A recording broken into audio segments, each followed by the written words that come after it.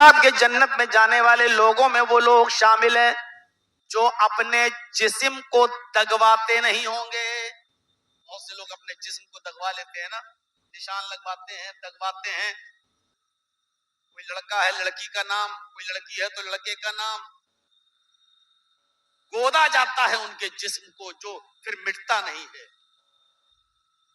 Operation کے بعد ہی اس کو ختم کیا جا سکتا ہے. کوئی صابن، کوئی کیمیکل اس کو پھر ختم نہیں کرتا ہے. اپنے جسم کو وہ گدواتے ہیں. جیسے آج کل انگریز لوگ ٹیٹو ویٹو بناتے ہیں جو مٹتا نہیں ہے. جو اپنے جسم کو دگواتے نہیں ہوں گے.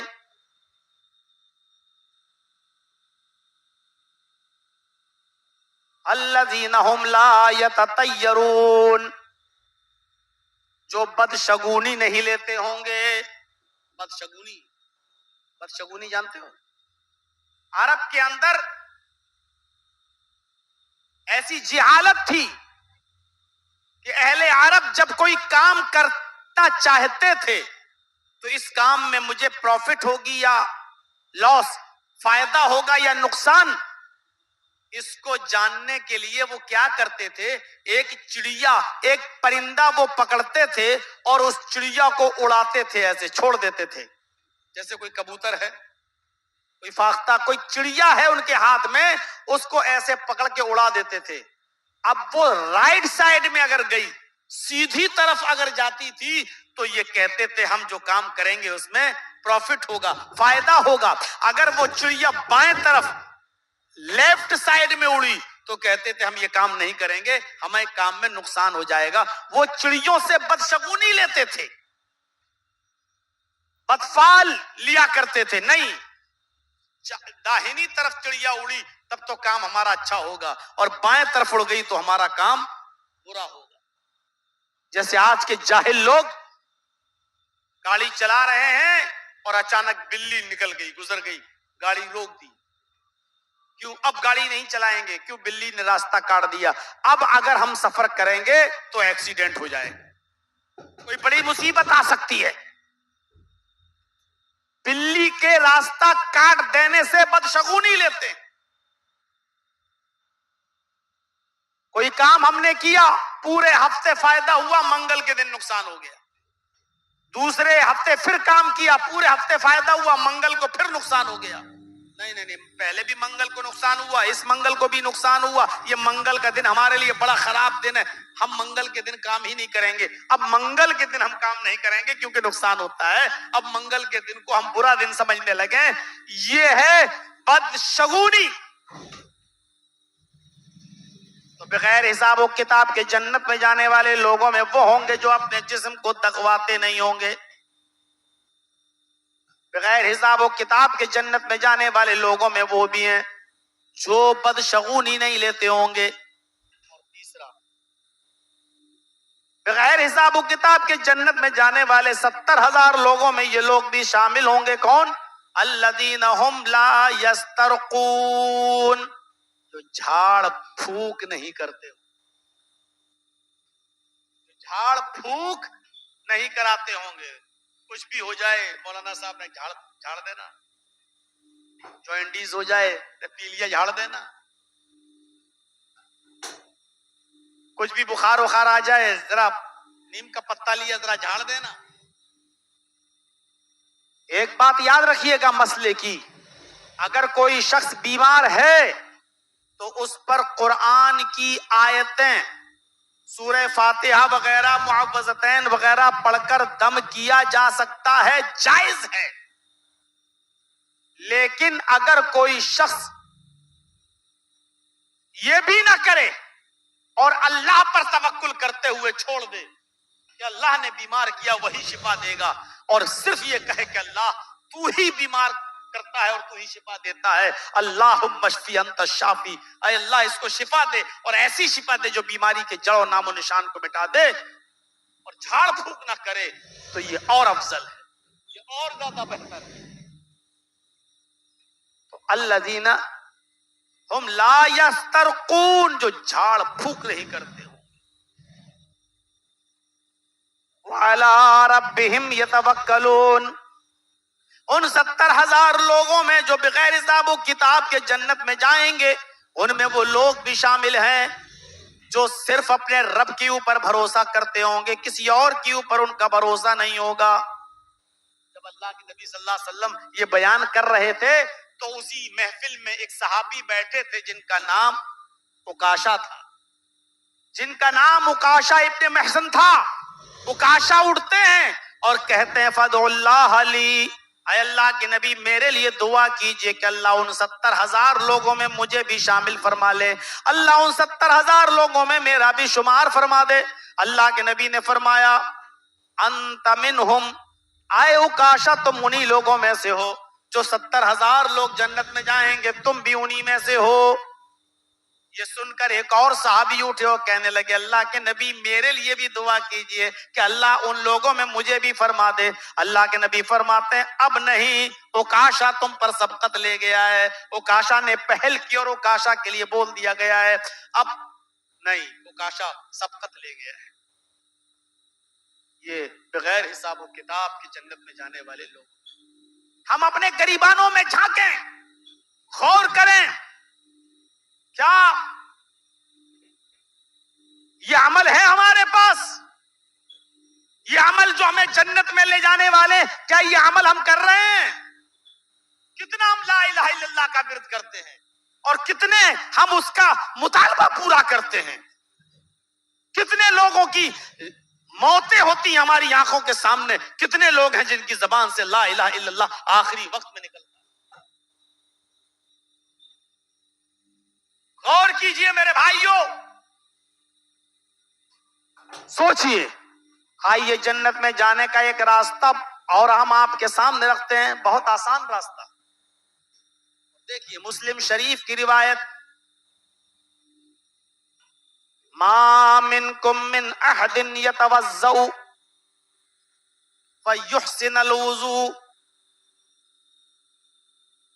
ثم قال اشہد ان لا الہ الا اللہ واشہد ان محمدا عبدہ ورسولہ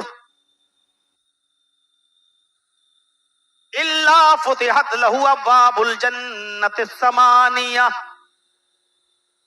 مسلم شریف کی حدیث کے الفاظ ہیں، اللہ کے نبی فرماتے ہیں کہ تم میں سے جس نے وضو بنایا، جس شخص نے وضو بنایا، وضو تو سب بناتے ہیں، اب دیکھیے کتنا سستا ہے جنت میں جانے کا راستہ۔ بھیا بار بار اٹھا بیٹھے مت کرو۔ جس نے وضو بنایا، اور صرف وضو بنایا نہیں، فَيُحْسِنَ الْوُضُوء، اچھی طریقے سے وضو بنایا۔ ایک تو ہوتا وضو بنانا اور ایک ہوتا اچھی طریقے سے وضو بنانا۔ ایسے بہت سے لوگوں کو دیکھا گیا، وضو تو بناتے ہیں، جلدی سے آئے، جماعت کھڑی ہے، مسجد میں آئے، جماعت کھڑی ہے، کتنی رکعت نکل گئی؟ 1 رکعت نکل گئی، 2 نکل گئی، جلدی سے بیٹھے، مارا جلدی سے، چھپ چھپ چھپ چھپ کرا، اور کہ اللہ اکبر۔ ایسا وضو نہیں، فَيُحْسِنَ الْوُضُوء، جس نے اچھی طریقے سے گیا، جس نے اچھی طریقے سے وضو بنایا، یہ پانی لیا، ہاتھ دھلا، دیکھیے اچھی طریقے سے وضو یہ ہوتا ہے۔ پھر دائیں ہاتھ کی انگلیاں بائیں ہاتھ کی انگلیوں میں، یہ سبق بین الاصابع، انگلیوں کے درمیان خلال کرنا، ایسے دائیں ہاتھ کی انگلیاں بائیں ہاتھ کی انگلیوں میں اور بائیں ہاتھ کی انگلیاں دائیں ہاتھ کی انگلیوں میں۔ پھر دوسرا پانی لیا، پھر اسی طریقے سے، پھر دائیں ہاتھ کی انگلیاں بائیں اور بائیں ہاتھ کی انگلیاں دائیں انگلی، پھر تیسری مرتبہ ایسے۔ اس کے بعد پانی لیا، آدھا پانی منہ میں اور آدھا پانی ناک میں کھینچنا ہے، سمجھ رہے ہیں؟ وَاسْتَنْشَقَ وَاسْتَنْثَرَ، کلا کرنا اور ناک میں پانی ڈالنا، یہ افضل ہے۔ جس حدیث کے اندر یہ آیا 3 بار کلا کرو اور پھر 3 بار ناک میں پانی ڈالو، وہ حدیث ضعیف ہے، لیکن عمل کیا جا سکتا، وہ بھی جائز ہے، لیکن افضل یہی ہے۔ اچھی طریقے سے وضو بنانے میں یہ چیز شامل ہے کہ چلو پانی لیا، آدھا پانی منہ میں لیا اور آدھا ناک میں، شروع میں تو ابھی یہ پریکٹس نہیں کر پاؤ گے، آدھا لوگے کبھی پورا چلا جائے گا، کبھی آدھا لوگے تو آدھے سے زیادہ چلا جائے گا، تھوڑا سا رہ جائے گا ناک کے لیے، کبھی تھوڑا سا منہ میں جائے گا، ناک میں زیادہ چلا جائے گا. پریکٹس کرو پہلے. ضروری نہیں کہ نماز وضو بنا لو تبھی پریکٹس کرو، ایسے ہی پریکٹس کرو. پانی لو، کوشش کرو. تو آدھا پانی منہ میں اور آدھا پانی ناک میں کھینچیے، اور پھر انگلی سے یہ ناک، اور یہ انگلی ناک میں ڈالی ایسے، پھر یہ انگوٹھا ہے نا، یہ ناک دبائی ایسے، جھاڑیے. اب جھاڑ کے نہیں بتائیں گے، ٹھنڈ کا موسم چل رہا ہے ورنہ اصلی گھی یہی دکھائی دے گا. یہ جو ہے پکڑیں انگوٹھا اور جھاڑیے کس کے، اور پھر یہ دبائیے. پورا وضو کا طریقہ زاد المعاد میں پڑھ لیجیے، علامہ ابن القیم نے لکھا. پھر یہ اس انگلی سے اس کو دبائیے، پھر جھاڑیے، پھر دونوں انگلی سے دبا کے ایسے پھینکیے اور پھر ہاتھ دھل لیجیے. وستنشق وستنثر، آدھا پانی منہ میں اور آدھا پانی ناک میں، پھر کلا کیجیے، پھر ناک جھاڑیے. یہ تین ہی بار کرنا ہے. اب جب آدھا پانی منہ میں لیں گے اور آدھا پانی ناک میں تو کلا اور ناک میں یہ ہو گیا عمل. اس کے بعد آپ کو 3 مرتبہ اپنا چہرہ دھلنا ہے، پھر کوہنی تک 3 مرتبہ ہاتھ دھلنا ہے، پھر آپ کو سر کا مسا کرنا ہے. ٹوپی اوپی لگائے ہو تو ہٹا دیجئے گا، اور ایسے مسا کرنا، دونوں ہاتھوں پہ پانی لے کے یہ پورا جہاں تکیہ لگاتے ہیں سر یہاں تک لے جائیے، یہ اور پھر اسی کو یہاں تک لائیے. بال بگڑتے ہیں تو بگڑ جانے دیجئے، تھوڑی دیر کے لیے ہجڑوں کی ایکٹنگ سے نجات پا لیجیے. بہت سے لوگ کیا کرتے ہیں، مانگ نہ خراب ہو جائے، مانگ خراب ہونے دو، یہ ایسے کریے یہ، اور پھر اس کو واپس لائیے، اور پھر انہی دونوں انگلیوں کو کان میں ڈال لیجیے اندر تک، اور ایسے گھمائیے اندر ہی اندر، یہ ایسے گھمائیے، اور اس کے بعد میں دونوں انگوٹھے جو یہ اس کو لے کے کان کا ایسے یہ اور پھر 3 مرتبہ آپ پیر دھل لیجئے. میرے بھائیو، یہ ہوا اچھی طریقے سے وضو بنانا.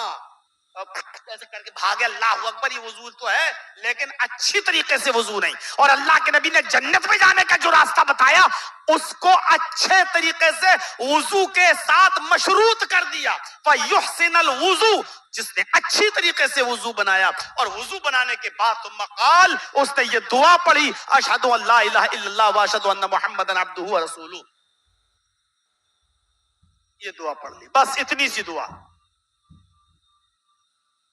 ترمذی وغیرہ میں ہے اللہم اجعلنی من التوابین واجعلنی من المتطہرین، اس کو حسن کا درجہ دیا گیا ہے. لیکن مسلم شریف کی حدیث میں اتنی دعا، اگر کوئی اتنی دعا پڑھ لے تو یہی کافی ہے. اشہد ان لا الہ الا اللہ واشہد ان محمدا عبدہ ورسولہ، بس ہو گئی. اچھی طریقے سے وضو بنانے کے بعد جس نے یہ دعا پڑھی، اللہ کے نبی فرماتے ہیں اللہ فتحت لہو ابواب الجنت الثمانیہ، ایسے شخص کے لیے جنت کے 8 دروازے کھول دیے جاتے ہیں.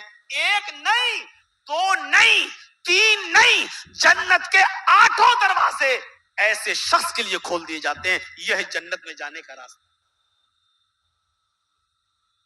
پیسے خرچ کر کر کے، نیٹ پیک لے لے کر، دنیا بھر کہ خرافاتوں میں پیسہ خرچ کر کے جہنم تو خرید رہے ہو، جنت فری میں مل رہی ہے تو کوئی لینے والا.